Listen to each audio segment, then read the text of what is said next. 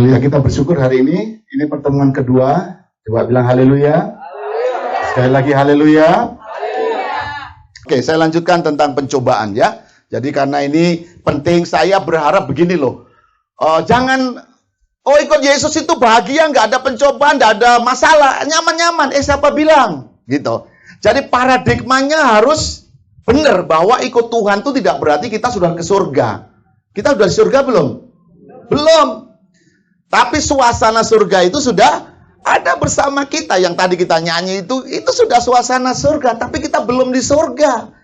Ada waktunya nanti kita akan sampai di surga ya. Tapi sekarang belum. Nah, karena ini belum di surga, maka yang ada adalah ngengat dan karat. Pencobaan, ujian, masalah itu di dunia ini. Jadi bagaimana cara kita menanganinya? Kita buat diri kita ini sanggup menanganinya. Caranya bagaimana? Ayo kita lihat Alkitab. Di dalam 1 Korintus pasal 10. Ini pemahaman dulu. Kita harus paham dulu bahwa pencobaan itu tidak akan mematikan kita. Pencobaan itu tidak akan membunuh kita. Ya. Dengan pencobaan Anda dan saya tidak akan jatuh, tapi tidak sampai tergeletak. Jadi tidak apa-apa menghadapi pencobaan. Karena kita itu hukumnya begini. Kita pukul setan, setan pukul kita. Jadi nggak boleh kita, orang Kristen itu enak, nggak ada masalah, nggak ada aniaya. Biasa itu. Kamu ibadah tapi model kamu begini. Biasa itu. Saya itu waktu awal jadi Kristen, diolok-olok. Nanti kau mati disalib. Nanti terbalik kau. Itu di kampung saya itu kalau orang Kristen diolok-olok sampai jelek. Nggak ada orang jadi percaya Yesus di sana. Kenapa? Karena itu pencobaan akan datang. Itu di mana seluruh dunia itu ada. Ya, jadi kita anggap pencobaan itu ada tapi tidak mengganggu kita begitu, saudara-saudara ya. Oke, 1 Korintus 10. Pencobaan yang kamu alami ialah pencobaan biasa yang tidak melebihi kekuatan manusia. Ya, sebab Allah setia dan karena itu Ia tidak akan membiarkan kamu dicobai melebihi kekuatanmu. Pada waktu kamu dicobai, Ia akan memberikan kepadamu jalan keluar sehingga kamu dapat menanggungnya. Oke, ada 3 kebenaran yang saya ingin sampaikan buat kita supaya kita kalau menghadapi pencobaan itu tidak langsung datang lagi. Sekalipun maaf ya, saya juga pernah mengalami itu. Datang lagi. Itu lagi. Itu. Memang, tapi itu tidak bisa kita tolak. Kita hadapi, kita kelola. Baru kita menang, datang lagi, no problem. Aku lebih berkuasa dari pencobaan itu. Amin. Oke, yang pertama. Yang ada Alkitab, lihat baik-baik. Pencobaan-pencobaan yang kamu alami ialah pencobaan-pencobaan biasa. Di dalam terjemahan lain, kata biasa itu adalah begini. Kalau bahasa Inggrisnya, common to man. Ya, yang tahu bahasa Inggris ya. Artinya begini, sesuatu yang biasa dihadapi oleh semua orang atau manusia. Jadi bukan hanya kita. Orang-orang lain yang gak percaya Yesus, orang-orang gak ibadah, sama mengalami seperti yang kita alami. Itu namanya pencobaan biasa. Ayo, kita tanya dulu. Kasus seperti yang ceritakan Mrs. K tadi. Kira-kira hanya di dunia ini Mrs. K yang menghadapi? Tidak. Banyak orang menghadapi perlakuan seperti itu. Apa yang dialami Ibu Barus? Hanya dia yang alami? Tidak. Ada banyak orang mengalami seperti itu yang nggak percaya. Bahkan lebih buruk dari itu banyak gitu loh. Jadi kita mengalami penderitaan, kesusahan, pencobaan yang sebenarnya itu umum. Jadi kalau dikatakan biasa, ini maksudnya umum. Pencobaan umum yang dialami oleh semua orang. Oke, kita sebut saja. Apa pencobaan yang umum dihadapi oleh banyak orang? Ayo, siapa yang tahu? Apa yang umum? Keuangan. Oke. Kekurangan misalnya ditipu dalam bisnis. Itu umum nggak? Umum. Dicurangi orang umum nggak? Umum. Jadi kalau Anda melayani Tuhan, sungguh-sungguh bekerja dicurangi orang. Aku udah melayani Tuhan, ngapa dicurangi orang? Itu biasa. Semua orang juga alami. Itu masa umum. Apalagi? Difitnah. Kalau aku udah melayani Tuhan. Saya itu dulu begitu. Saya nyambat Tuhan, sudah melayani, doakan orang, mengajar. Masih di kata-kata difitnah. Awalnya saya pikir, ngeri kali ya, sakit rasanya. Padahal kalau kita pikir, semua orang juga mengalami, angkat tangan dulu yang belum pernah difitnah oleh manusia. Yang fitnah kita siapa? Manusia. Pernah difitnah kambing? Belum pernah. Belum pernah. Ada nyamuk yang fitnah kita? Belum pernah. Yang fitnah kita itu manusia. Kan ini biasa. Karena kita adalah manusia. Kalau Anda kerbau, tedong kata Om Karis, yang mencobai sesamanya namanya kerbau juga. Tedong itu kerbau di kampungnya Om Karis. Kalau kita ayam, yang mencobai kita adalah ayam. Karena kita manusia yang mencobai manusia. Itu umum nggak? Umum. Apalagi ayo? Fitnah. Apalagi? Tipu. Ditipu. Siapa yang belum pernah ditipu orang? Angkat tangan. Siapa yang belum pernah menipu sesamanya? Angkat tangan.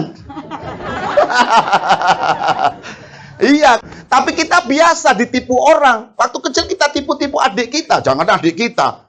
Ya, adik orang pun nipu kita. Ya, orang lain tipu kita. Jadi kalau kita ditipu, sebutkan apa saja coba. Tipu apa lagi? Sebut banyak-banyak. Ditipu, dimaki, disakiti, dijelek-jelekkan, diejek, dihianati. Waduh, sakit sekali tuh yang terakhir itu. Dihianati itu. Siapa yang nggak pernah mengalami pengkhianatan? Semua kita pernah. Jadi itu umum. Oke, sama-sama. Ini pencobaan umum. Sama-sama. Ini pencobaan umum. Dalam nama Yesus, pikiranku, hatiku, ini pencobaan-pencobaan umum. Yang orang lain juga alami. Ini bukan luar biasa. Tapi biasa. Kalau pas hatinya enak ya. Kalau hatinya nggak enak, emosinya tinggi, tingkat tinggi. Hanya orang melotot aja kita udah ngamuk. Ya, hanya karena nggak disenyumi aja sakit hatinya sampai 3 bulan. Ya, tapi kalau kasih Yesus itu membuat kita semuanya aman-aman saja. Haleluya. Jadi oke, yang pertama bahwa kita semua mengalami pencobaan-pencobaan yang biasa dialami oleh kebanyakan orang. Dan ini seharusnya kita hadapi juga dengan cara yang nyaman. Ini bukan hebat buat kita. Kayaknya pencobaan yang kamu alami itu hanya kamu tok sedunia ini. Atau sepancur batu cuman kamu yang alami. Gak ada kayaknya ya. Rata-rata yang kita alami ini adalah pencobaan-pencobaan biasa atau umum yang dialami oleh semua manusia ya. Tapi Alkitab memang berkata ada pencobaan khusus itu yang dialami oleh hamba-hamba Tuhan. Para rasul-rasul Tuhan Yesus itu umum. Itu khusus. Umum itu maksudnya begini, dari 100 orang itu 80 orang umum ya. Tapi kalau ada 100 orang yang mengalami 20 nggak umum saya pikir. Contohnya begini, kalau Anda melakukan yang baik, Anda mengasihi orang, tapi Anda justru diperlakukan sebaliknya, itu sebenarnya tidak termasuk umum. Ya, tidak termasuk umum. Karena dari 100 orang paling hanya 20 orang yang mengalami itu. Kalau Anda memberkati orang, Anda memperhatikan orang lain, dan orang lain tidak mengasihimu, itu sebenarnya termasuk tidak umum menurut saya. Karena kebanyakan orang kalau dikasihi itu juga mengasihi. Tapi ada juga yang dikasihi tapi itu nggak banyak. Ya, oke. Sekarang Miss Siska. Dari semua yang baik yang kamu lakukan terhadap orang, kemudian yang tidak baik, endingnya berapa orang? Lebih banyak yang baik, responnya atau nggak baik? Lebih banyak yang baik. Artinya itu tidak umum. Kalau Anda melakukan yang baik, Anda memperhatikan orang, melayani orang, orang itu tidak baik, itu sebenarnya sedikit yang nggak baik. Rata-rata baik.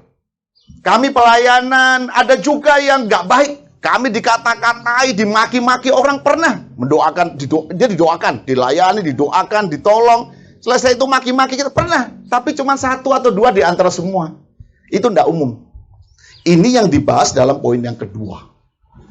Jadi untuk saudara-saudara yang mengalami keadaan-keadaan yang umum, mari percayalah Tuhan memberi kesanggupan buat kita semuanya. Amin. Haleluya. Yang kedua, perhatikan. Jadi pencobaan-pencobaan yang biasa tadi itu sifatnya adalah tidak melebihi kekuatan manusia. Jadi ada pencobaan yang manusiawi, umum gitu. Tapi ada yang memang lebih tinggi dari sekedar manusiawi. Itu biasanya menuntut pengorbanan. Ya, Bapak Ibu Saudara. Oke, kita teruskan. Apa itu? Yang dikatakan di sana, sebab Allah setia dan karena itu tidak akan membiarkan kamu dicobai melampaui kekuatanmu. Di dalam terjemahan lain, kata mu itu bukan umum. Ini adalah tingkat kedua. Yang pertama umum. Tapi yang kedua mu itu adalah tiap-tiap kita itu memiliki kekuatan sesuai dengan pertumbuhan imannya. Oke, sekali lagi. Yang kedua, kekuatanmu itu mengacu kepada pertumbuhan iman kita. Jadi misalnya begini, pencobaan ini kalau dicoba ada 3 orang misalnya, dilakukan pada 1, 2, 3. Mungkin yang 2 tidak bisa terima, yang 1 bisa terima. Artinya dia punya kekuatan khusus. Jadi saya percaya bahwa orang-orang yang sudah ibadah seperti kita, sudah belajar firman Tuhan, bahkan melalui banyak keadaan yang tidak baik, itu kita memiliki namanya kekuatan khusus. Dan tiap kita beda-beda. Anda ngakui nggak kalau Anda sekarang lebih kuat daripada tahun lalu? Siapa yang mengakui berkata bahwa bulan ini, September 2021, aku lebih kuat dibanding 2020. Coba angkat tangan. Siapa yang berani? Amin. Puji Tuhan. Artinya, amin. Terima kasih. Artinya bahwa kekuatanmu dan kekuatanku yang dimaksudkan oleh Alkitab ini berbeda dengan kemampuan umum. Kita punya kemampuan untuk mengatasi pencobaan-pencobaan itu. Haleluya. Sekali lagi, saya mau tegaskan, Anda dan saya punya kemampuan untuk mengelola pencobaan-pencobaan. Anda bisa, Anda mampu bersama dengan Tuhan. Yesus perlengkapi kita, haleluya. Jadi, saya percaya bahwa Anda yang ibadah, Anda yang mengasihi Yesus, punya kekuatan lebih baik dibanding dengan mereka yang tidak ibadah, tidak ngerti firman Tuhan. Haleluya. Jadi Tuhan itu menghargai ada kekuatan dalam diri kita. Haleluya. Bilang temannya kiri kanan. Kekuatanmu luar biasa. Coba bilang. Ya, engkau punya kekuatan yang besar. Kekuatan yang luar biasa. Tuhan memberi kekuatan kepadamu.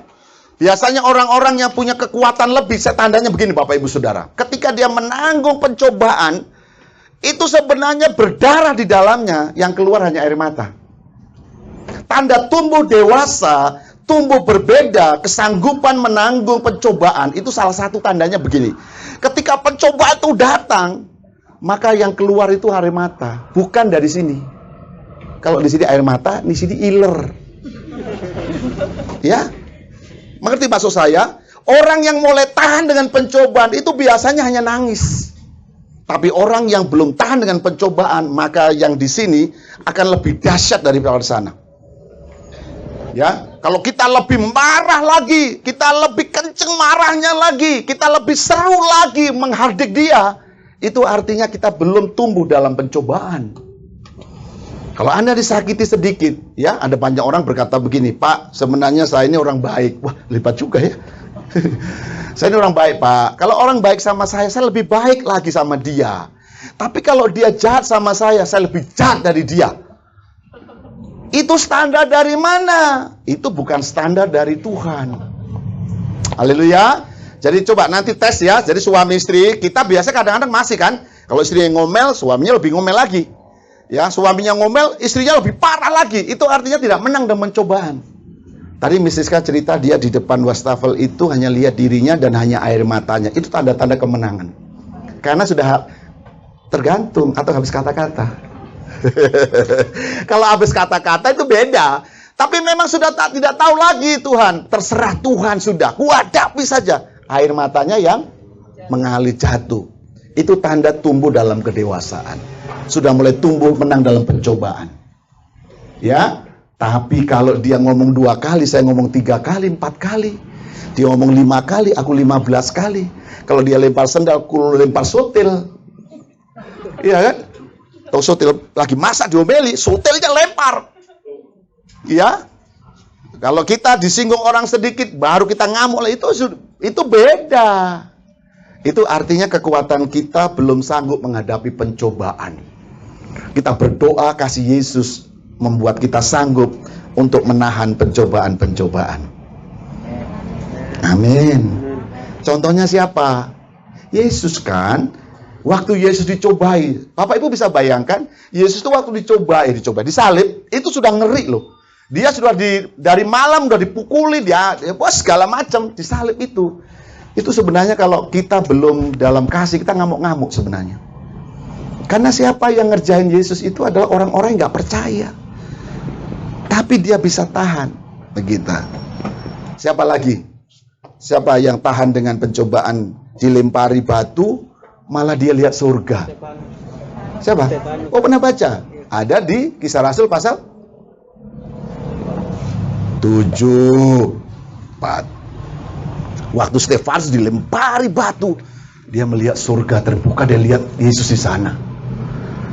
Kalau Anda sedang dicobai, apa yang Anda lihat?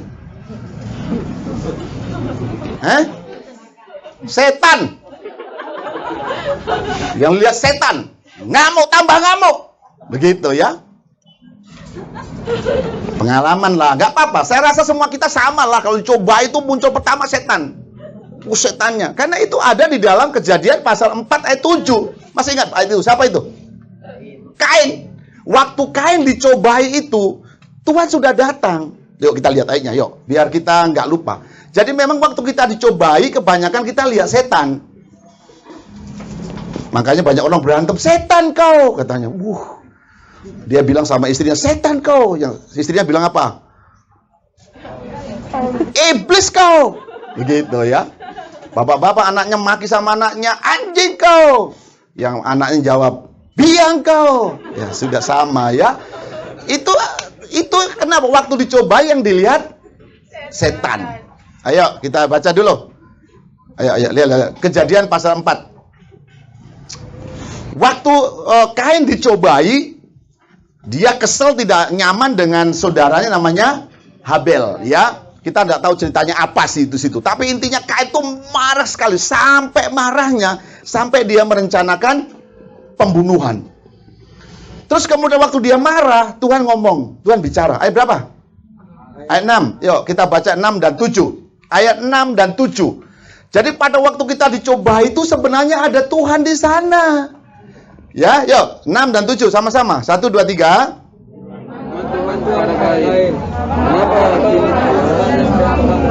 Ya.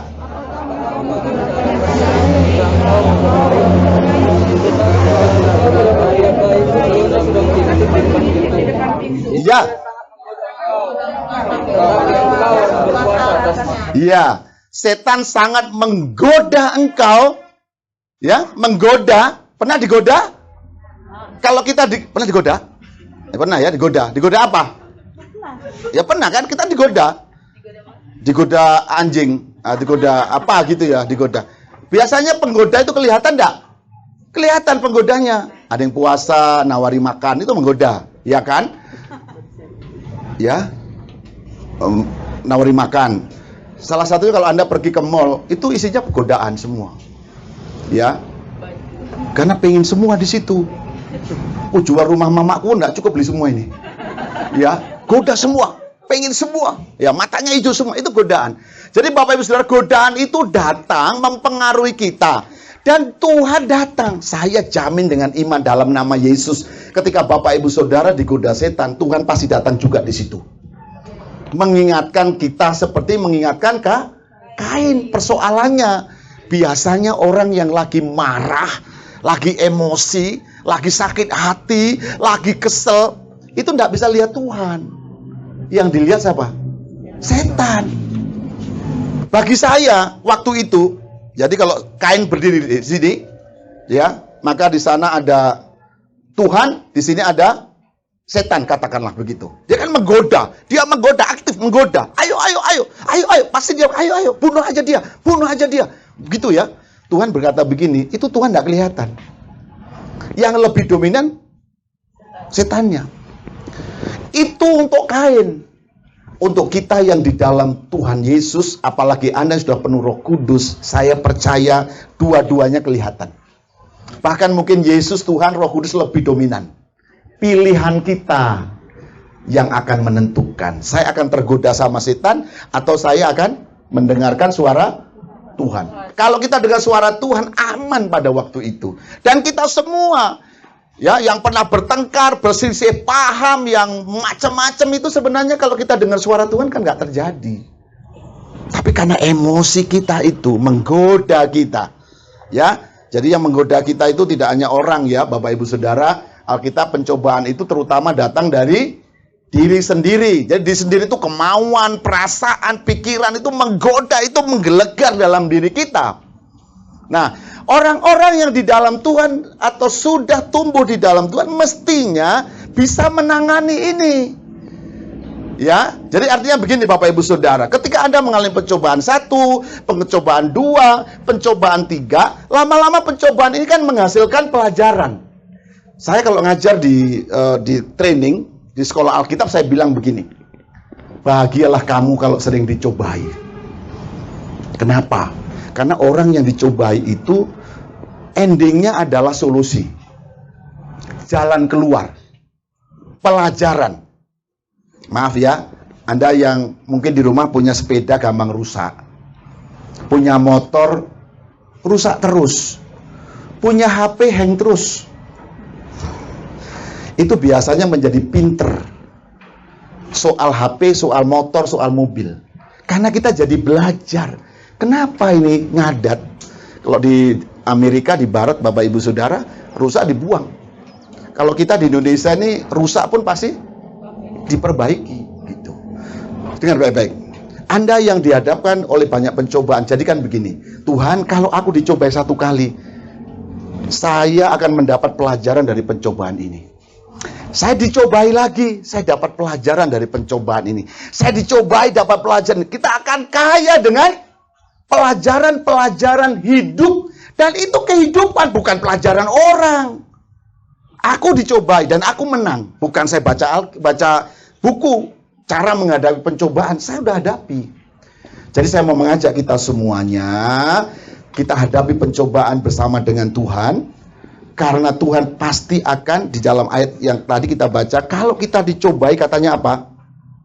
Ada 2 hal ya yang disampaikan Tuhan. Ini penting bagi kita.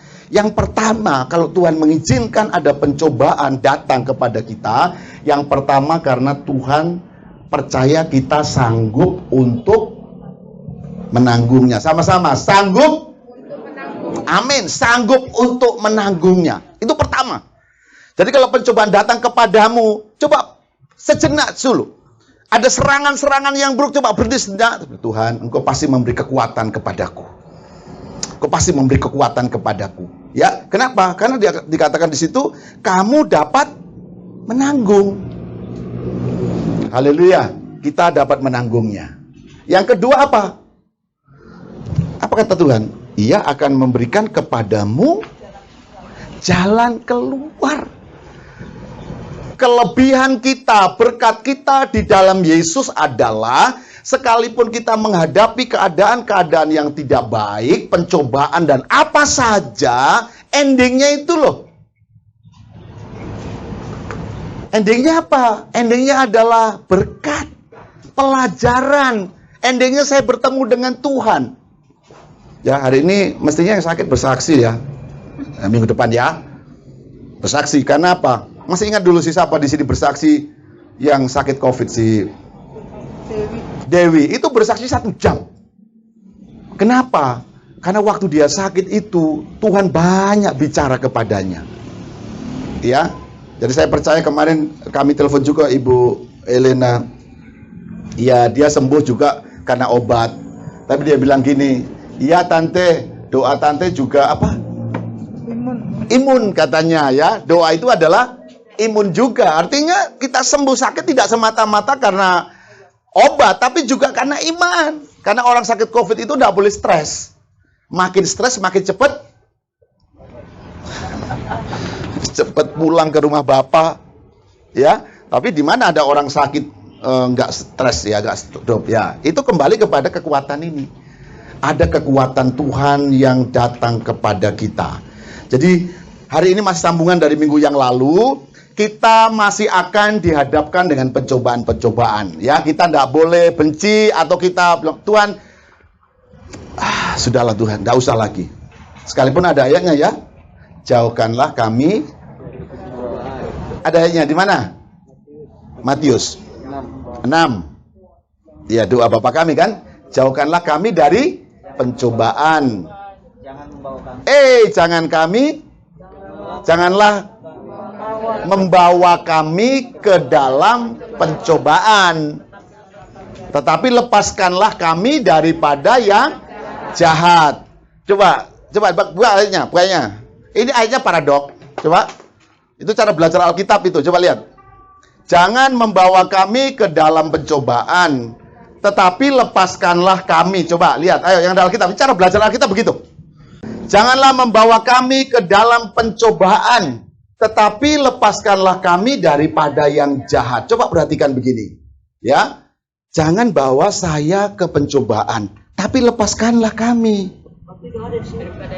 daripada yang jahat. Maksudnya apa? Dia ada di situ. Artinya begini, doa kita bilang, Tuhan, kalau boleh jangan bawa aku dalam pencobaan. Kalau boleh, seperti yang dikatakan oleh Yesus di Getsemani itu, Bapa, kalau boleh cawan ini lalu. Tapi ternyata kan nggak lalu. Nah, ayat ini sama. Tetapi lepaskanlah kami. Lepaskan kami dari mana? Dari yang jahat. Dari jahat itu apa? Pencobaan tadi. Jadi kita boleh ya berdoa, Tuhan, apa? Jauhkan kami dari yang jahat. Boleh. Tapi ya jangan bawa kami dalam pencobaan, itu boleh.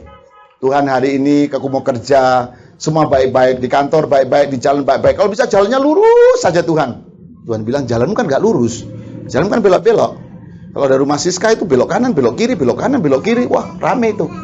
Ya, Bapak Ibu Saudara, ngerti firman Tuhan artinya begini. Kita boleh berharap kepada Tuhan yang baik datang kepada kita. Tapi ayat itu menunjukkan bahwa dia benar-benar masuk di dalam pencobaan itu. Yang jahat itu kan pencobaan. Haleluya. Ya kan? Tetapi lepaskanlah kami dari yang jahat. Yang jahat itu apa? Pencobaan tadi. Artinya memang kekristenan itu tidak tabu dengan pencobaan, Bapak Ibu Saudara. Kita masih akan mengalami, tapi percayalah Tuhan pasti akan melepaskan kita. Haleluya. Melepaskan kita, sama-sama. Melepaskan kita, pasti. Jadi teman-teman yang sudah pernah masuk dalam pencobaan, berbagai pencobaan, mulai tingkat 1, tingkat 2, tingkat 3, nanti dia makin bijaksana, dia makin rendah hati, dia akan punya banyak kekayaan kalau datang kepada saudaranya yang dicobai. Contoh begini, saya dinasihati Tuhan tuh, kalau datang ke pencobaan tuh begini, kalau saya nggak pernah dicobai, Bapak Ibu Saudara, ada orang dicobai, bilang gini, itu karena kamu kurang berdoa, Bu. Aduh, sengaja. Kalau dia dicobai, karena kamu kurang berdoa. Pasti ada dosamu kan? Itu biasanya orang kalau ada kawannya dicobai, mengalami yang nggak baik, itu kata-katanya selalu kurang berdoa kan? Terus apa lagi tadi? Ada dosamu kan? Ya kan? Padahal belum tentu pencobaan itu karena dosa. Memang dia sengaja diuji Tuhan supaya dia punya pengalaman-pengalaman rohani yang luar biasa. Nah, orang-orang yang sudah menang dengan pencobaan, pernah dicobai, akan bijaksana. Ya. Ada banyak orang itu, orang sudah susah, bukan dihibur, tapi malah dinasehati. Dihakimi. Ada banyak orang Kristen suka menghakimi saudaranya. Dan orang yang sedang salah, sedang berdosa itu paling sakit kalau dihakimi. Pernah kan? Pernah. Salahmu itu gara-gara dosamu, karena kok gak ibadah, macam-macam begitu. Bapak Ibu, orang yang sudah menang dalam pencobaan biasanya lebih bijaksana. Sabar ya. Tadi sabar sudah berapa kali disebut ya? Ibu sabar. Sabar ya, gak apa-apa. Tuhan akan beri kemenangan kepadaku. Kok bisa? Aku pernah ngalami. Sabar ya, begini caranya. Begini, aku pernah mengalami. Ya, bisa apa maksud saya? Tidak menjadi hakim itu karena kurang doa kamu. Kamu terlalu sibuk cari uang itu. Tuhan mengingatkan kamu, ada waktunya terjadi, tapi itu seringkali melukai. Tapi orang-orang yang sudah menang dalam pencobaan menjadi semakin bijaksana untuk bisa menasihati orang lain dan juga menjadi berkat atas orang lain. Jadi, Bapak Ibu Saudara, kalau seandainya Tuhan mengizinkan ada pencobaan-pencobaan, mari lihatlah pencobaan itu sebagai sesuatu yang kita yang harus berkuasa. Yang kedua, kalau ada datang pencobaan, lihatlah bahwa kita akan sanggup untuk menanganinya, mengelolanya. Anda sudah dianggap cukup mampu oleh Tuhan untuk sanggup mengalami pencobaan itu. Dan makin serius kita, iman kita makin dalam, biasanya pencobaannya semakin bertambah-tambah. Ya, jadi nggak biasa lagi, tapi pencobaan yang makin berat. Ya, makin berat. Tapi wahyunya, pengajarannya itu makin serius. Ya, itu yang dimaksudkan, pandanglah, anggaplah, berbahagialah dengan pencobaan itu, karena itu no problem buat saya. Tadi pagi saya kena dengan istri yang disaksikan tadi. Tadi pagi itu asli. Kami tiba-tiba dilanda sesuatu yang ganjil di kamar. Saya udah berdoa sambil tidur. Biasanya setannya diusir sambil tidur sudah pergi. Kali itu udah pergi. Saya udah tengking bahasa roh. Saya lihat sesuatu ya. Akhirnya saya duduk.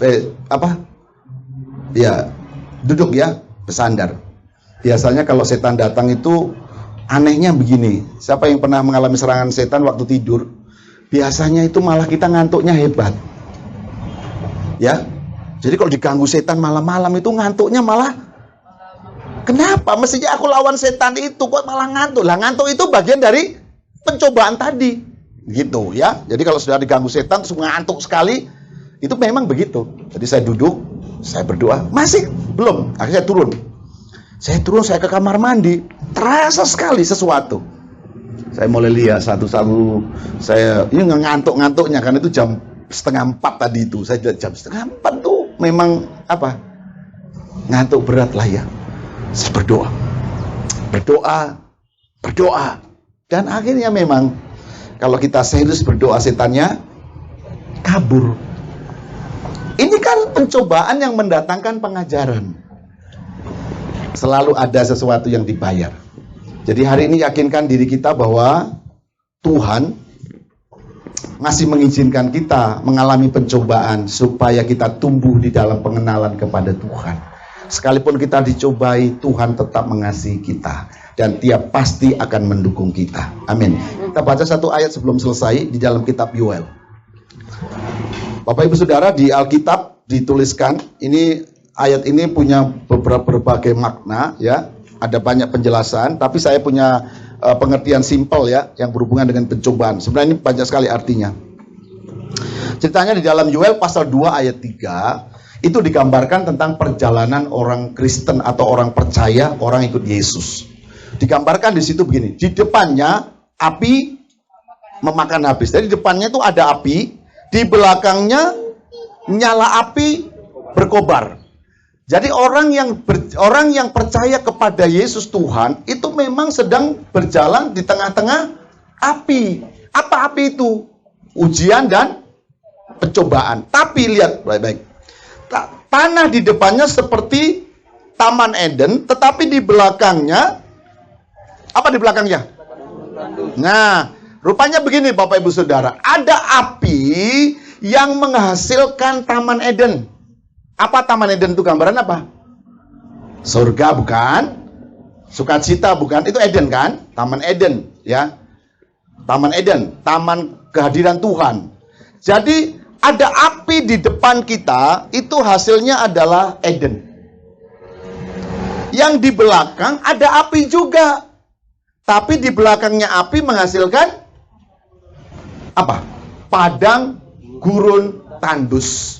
Ini mengajar apa kepada kita? Api di depan itu untuk mendatangkan yang baik.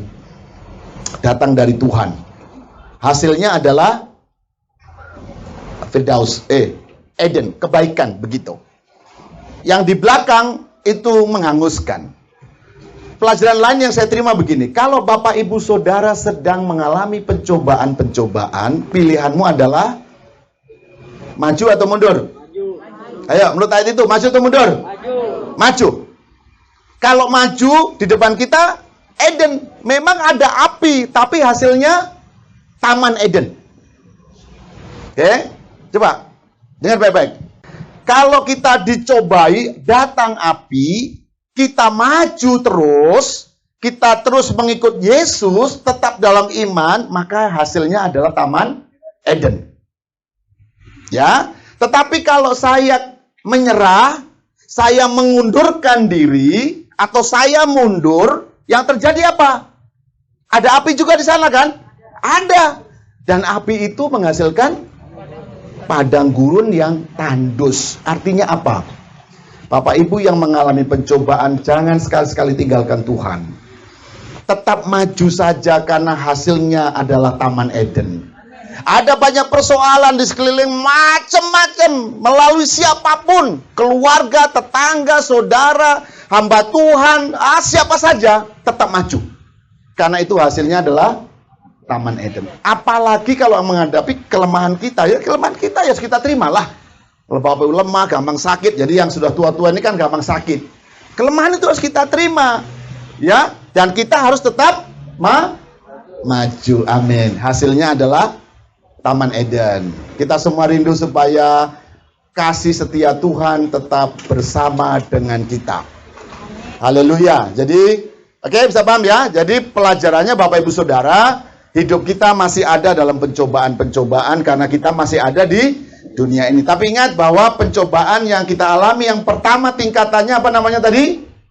Biasa atau umum, kebanyakan orang. Itu kita harus menganggapnya biasa itu. Yang kedua, ada pencobaan tingkat lebih, tapi Tuhan itu sudah tahu kekuatan kita. Dia memberikan, mengizinkan hal itu karena kita sudah bisa menanganinya. Haleluya. Kemudian kalaupun itu betul-betul datang, Tuhan akan memberi kekuatan kepada kita. Dan yang terakhir memberi jalan keluar. Itu serius. Nah, Bapak Ibu Saudara yang dicobai, jangan mundur. Di akhir kesaksian, ada beberapa orang yang suka bersaksi kepada kita begini. Mungkin Bapak Ibu Saudara pernah mendengar. Kenapa ya? Orang yang ibadah, yang ikut Tuhan sungguh-sungguh itu banyak pencobaan. Pernah mendengar? Atau Anda yang ngomong itu? Kenapa ya? Kalau aku berdoa, ibadah, banyak pencobaan. Tapi kalau aku gak ibadah, gak melayani, gak ada pencobaan. Pernah mendengar itu? Sering. Mungkin kita berpendapat. Bapak Ibu Saudara, pencobaan itu maksudnya kan diizinkan Tuhan supaya tes kesanggupan. Kalau Anda ikut Yesus itu adalah serius enggak? Kalau Anda serius, pencobaan itu membuatmu semakin serius, makin kuat. Tapi kalau Anda datang sama Tuhan karena alasan-alasan yang tidak serius, ya itu akan terbakar seperti di belakang itu. Begitu. Jadi, orang tahu kekuatan tiang ini kan diuji sesudah berdiri ya. Tiang-tiang ini kuat kalau sudah berdiri semua. Pondasi gereja yang kita ada di atas ini kan diuji sesudah kita di atas. Ujian itu membuat apa yang kita lakukan terbukti atau tidak. Jadi kalau orang belum berkata gini, nggak maulah aku sungguh-sungguh ikut Tuhan. Pak, saya nggak usah ikut melayani dulu ya. Kayaknya kalau saya pelayanan banyak setan, banyak gangguan. Terus saya tanya, terus kamu kalau nggak melayani, nggak ada setan? Ada juga. Ada kan? Tapi setannya biasanya nggak ganggu saya. Kalau saya nggak pelayanan, kalau saya nggak sungguh-sungguh. Begitu. Betul kan? Oke. Iskia, betulkah itu? Sekalipun kita nggak pelayanan, tetap ada setan? Setan kan ada di mana-mana. Kita pelayanan, nggak pelayanan, di dalam gereja, nggak dalam gereja, tetap ada setan. Bedanya begini, kenapa kalau aku melayani bersungguh-sungguh kok makin banyak pencobaan? Kenapa itu alasannya? Coba satu ibu-ibu dulu kasih jawaban. Kenapa kalau saya pelayanan setannya ganggu saya? Kalau saya nggak pelayanan, nggak sungguh-sungguh nggak ganggu saya. Coba satu ibu-ibu kasih jawaban. Nggak tahu? Ibu-ibu? Ya, ibu. Nanti ibu-ibu, nanti bapak-bapak ya, ibu-ibu. Apa ibu? Kalau nggak pelayanan berarti udah di pihak dia, nggak usah diganggu-ganggu lagi. Oh, ada di pihak dia. Ada di pihak dia. Siapa itu ibu? Ya, yang mencobai. Ayo Pak, tadi apa Pak? Ibarat kita naik pohon, semakin tinggi semakin kencang. Semakin tinggi semakin kencang anginnya. Oke, boleh. Anak muda? Yang belum. Saya, udah. Siapa? Anak muda, jangan mesti sekali lagi. Siapa? Anak muda gak ada yang dicobai? Oh, bahagialah dia gak pernah dicobai. Siapa? Wakilnya siapa? Saron? Atau siapa? Ayo, saya tunjuk nanti kalau nggak. Anda bukan muda. Oh, membilangkan apa? Coba gak apa-apa. Untuk memurnikan pelayanan kita. Untuk memurnikan pelayanan, amin. Puji Tuhan, makin tinggi macam-macam. Anak muda, satu. 13. Nggak pernah dicoba. Kamu gak pernah dicoba ya? Oh, sering. Anak muda, ya. Mas Tina? Pernah dicobai? Siapa yang punya? Kenapa kalau saya sungguh-sungguh sama Tuhan, ikut melayani, hidup suci, saya diganggu sama setan tuh Pak? Banyak pencobaan. Tapi kalau saya nggak pelayanan, nggak ada setan ganggu saya. Pertanyaannya tadi begitu. Apa kita?